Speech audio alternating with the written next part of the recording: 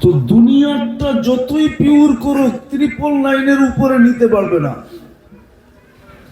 সুইজের গায়েও লেখা আছে 999, কিন্তু আল্লাহর রহমতের ছোঁয়া লাগলে 100% সোনা।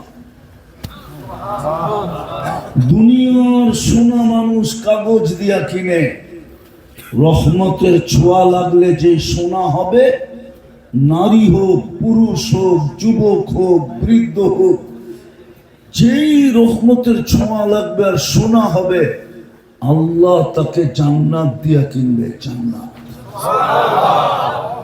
আপনি বলবেন আমরা তো দুনিয়া পাই খুশি, জান্নাত দিয়ে করবোটা কি? ঠিক না?